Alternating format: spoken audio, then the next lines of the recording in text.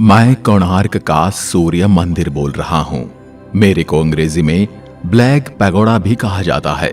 मैं वही सूर्य मंदिर हूं जिसके बारे में कहा जाता है कि जब समुद्र के बीचों बीच कोई जहाज गुजरती है तो मेरे इस मंदिर के गुरुत्वाकर्षण के माध्यम से वह जहाज किनारे की ओर अपने आप खिंची चली जाती है। मेरी इसी कलात्मकता को देख सभी लोग मंत्र मुग्ध हो जाते हैं। मेरी इसी पौराणिक बनावट को देखकर लोग आश्चर्यचकित हो जाते हैं कि आखिर इतने भव्य मंदिर का निर्माण उस समय के साधन के अभाव में किस प्रकार किया गया होगा। ऐसी बहुत सी बातें हैं जो मेरे को एक रहस्यमयी और ऐतिहासिक रूप देती हैं। आज मैं आपको इस वीडियो के माध्यम से मेरे से जुड़ी कई ऐतिहासिक और रहस्यमयी बातें बताने वाला हूं जो आपको बहुत आश्चर्यचकित कर देंगी। अगर मैं मेरा संक्षिप्त परिचय दूं तो भगवान जगन्नाथ का मंदिर ओडिशा राज्य में पुरी नामक स्थान पर स्थित है। भगवान जगन्नाथ के मंदिर से लगभग 40 किलोमीटर दूर में यानी कोणार्क का सूर्य मंदिर स्थित है। कोणार्क नामक स्थान से चंद्रभागा नदी के किनारे भगवान सूर्य का यह पौराणिक और रहस्यमय मंदिर स्थित है। मेरे स्थान पर देश विदेश के टूरिस्ट आते हैं और मैं टूरिस्ट के लिए पर्यटन का केंद्र बन चुका हूं। हमारे भारत देश में बहुत से पर्यटन स्थल हैं और उन्हीं पर्यटन स्थलों में से एक मैं भी अपना स्थान बनाए हुए हूं। यूनेस्को ने मेरे को 1984 में विश्व धरोहर का दर्जा प्रदान किया था।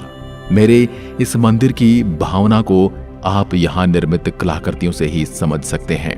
मेरे यहाँ के स्थानीय लोग मेरे को बरंची नारायण के नाम से पुकारते हैं। मुझ जैसे रहस्यमयी मंदिर को देखने के लिए पर्यटक लोगों की बड़ी संख्या प्रतिदिन मौजूद होती है और ये मुझे भी अकेलापन महसूस नहीं होने देते।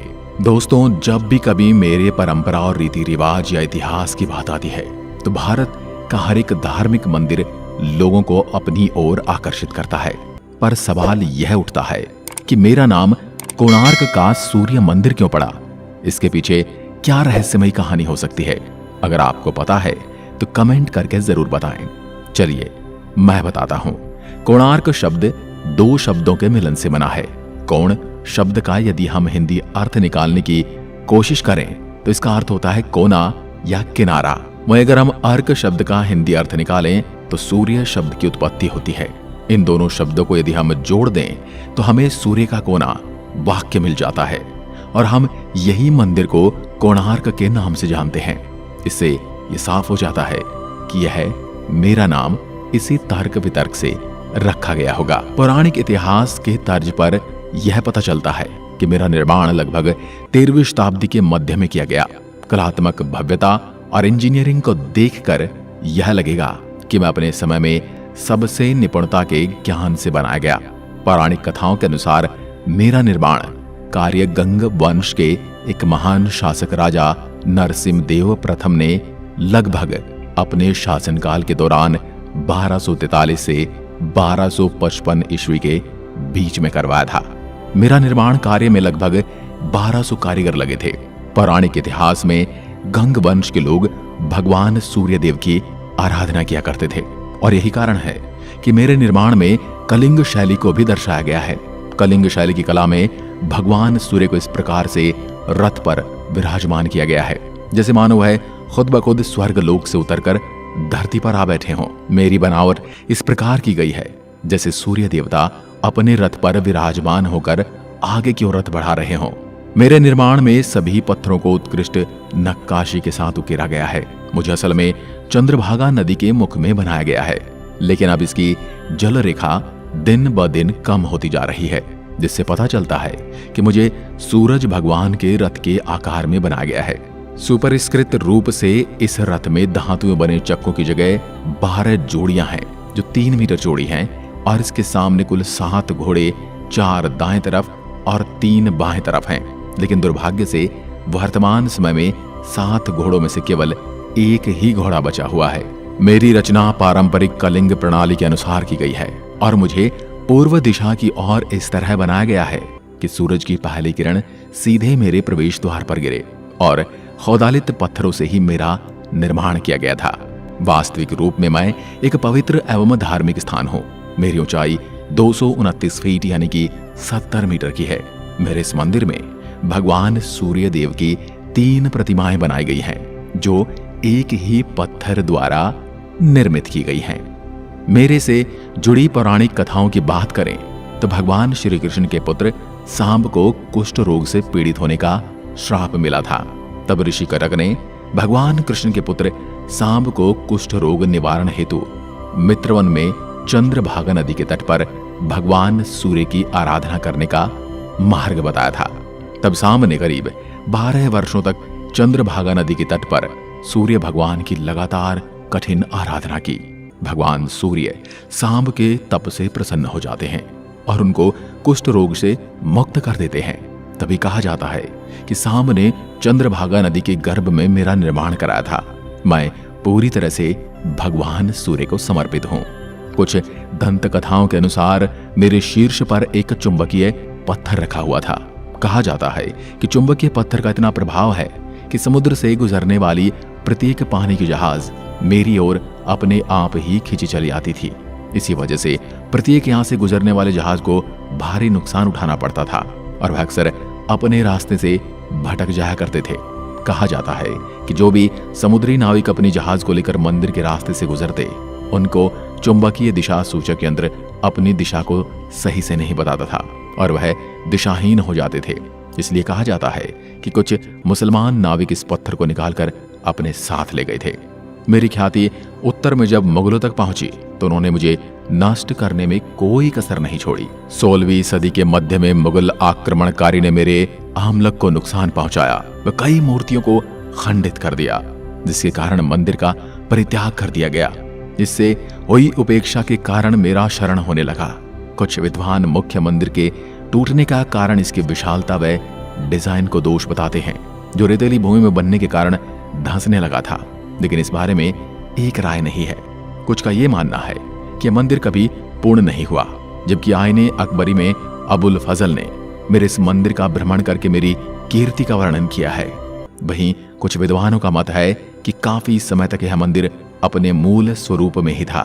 ब्रिटिश पुराविद फर्ग्यूसन ने जब 1837 में इसका भ्रमण किया तो उस समय मुख्य मंदिर का एक कोना बचा हुआ था, जिसकी ऊंचाई उस समय 45 मीटर बताई गई।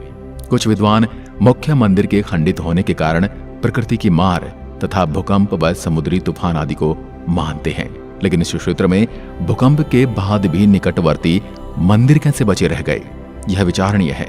गिरने का अन्य कारण मेरे में कम गुणवत्ता का पत्थर प्रयोग होना भी है, जो काल के थपेड़ों व मेरे भार को सह न सका।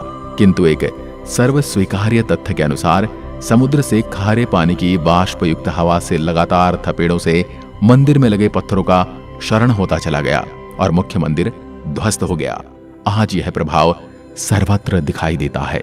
मंदिर को रथ का स्वरूप देने के लिए मंदिर के आधार पर दोनों ओर एक जैसे पत्थर के 24 पहिए बनाए गए। पहियों को खींचने के लिए 7 घोड़े बनाए गए। इन पहियों का व्यास 3 मीटर है। मंदिर के डिजाइन व आकरण में उस समय के सामाजिक व सांस्कृतिक परिवेश को ध्यान में रखा गया। आधार की बाहरी दीवार पर लगे पत्थरों पर विभिन्न आकृतियों को इस प्रकार से उकेरा गया कि वो जीवंत लगे। इनमें कुछ स्थानों पर खजुराहों की तरह कामातुर आकृतियों तो नहीं, पर नारी सौंदर्य, महिला व पुरुष वादकों व नृत्यकों के विभिन्न भाव भंगिमाओं को उकेरा गया है।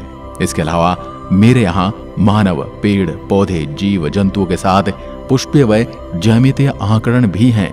मंदिर का महामंडप चबूतरे सहित कुल 39 मीटर है। इसकी विशालता के मुख्य मंदिर की ऊंचाई का अनुमान लगाया जा सकता है, जो संभवतः लिंगराज व पुरी से भव्य रहा होगा। पुरातत्ववेत्ता महामंडप के पीछे मेरे रेखा मंदिर व ऊर्ध्व मंदिर की ऊंचाई 65 मीटर तक मानते हैं। मेरे भग्न मंदिर के एक और 3.5 मीटर ऊंची सूर्यदेव की मूर्ति बेहद आकर्षक है। इस मंदिर की मूर्तियां लहराइट, क्लोराइट और खोंडोलाइट नाम के पत्थरों से बनाई गई हैं। कोणार्क में ये पत्थर नहीं पाए जाते, इसलिए अनुमान लगाया जाता है कि नरसिंह देव ने इसे बाहर से मंगवाया होगा। इस मंदिर के 3 हिस्से हैं: नृत्य मंदिर, जगमोहन, गर्भगृह। मंदिर का महामंडप बेहद आकर्षक है, जिसका शीर्ष पिरामिड के आकार का है। जिसमें विभिन्न स्तरों पर सूर्य, चंद्र, मंगल, बुध, शनि आदि नक्षत्रों की प्रतिमाएं हैं। इसके ऊपर विशाल आमलक है। समीप ही सूर्य की पत्नी माया देवी व वैष्णव मंदिर खंडित अवस्था में है। समीप में भोग मंडप था। एक नवग्रह मंदिर भी यहाँ है। अब मैं आपको मेरी खोज और संरक्षण के बारे में बताऊंगा। 1806 में जब मेरा पता चला तो उस समय स्थान चारों ओर पेड़ों व झाड़ियों से घिरा व रेत से ढका था। 1838 में एशियाटिक सोसाइटी ने पहली बार मेरे संरक्षण की बात उठाई। यहाँ से जंगल, झाड़ियों व रेत को हटाया गया। एक बात अच्छी रही कि दबे होने से मंदिर आतताइयों से सुरक्षित रहा। उस समय मंदिर का जगमोहन सुरक्षित था, जबकि मुख्य मंदिर का पिछला हिस्सा ध्वस्त अवस्था में था और चारों ओर खंडित मंदिर के पत्थरों की बहुलता थी। 1900 में यहाँ पर वास्तविक संरक्षण करने का प्रयास हुआ। खंडित हिस्सों को पुरानी संरचना के अनुसार संरक्षित करने का प्रयास किया गया। संरक्षण का काम कई सालों तक चला। 20वीं सदी के मध्य में इसे भारतीय पुरातत्व संरक्षण के अधीन कर दिया गया। अन्य सामग्री को लेकर निकट एक संग्रहालय बनाया गया। 1984 के बाद इसे विश्व विरासत स्थल घोषित किया गया। मेरे यहाँ से सूर्यास्त और सूर्योदय देखने का एक अलग ही आनंद होता है और यहाँ पर इस समय काल पर पूजा आराधना भी करने के लिए मौजूद होते हैं। दोस्तों, हमारे भारत देश में ऐतिहासिक और पौराणिक गाथाओं के रूप में जाना जाता है। आज हमारे देश में बहुत सी ऐसी ऐतिहासिक चीजें मौजूद हैं जो अपने आप में एक मिसाल पेश करती हैं। आज हमारे देश के प्रत्येक नागरिक को अपने देश के ऊपर गर्व होना चाहिए कि वह उस देश में जन्मा है जहां पर बहुत से पौराणिक और ऐतिहासिक घटनाएं हो चुकी हैं जो अपने आप में ही प्रसिद्ध हैं।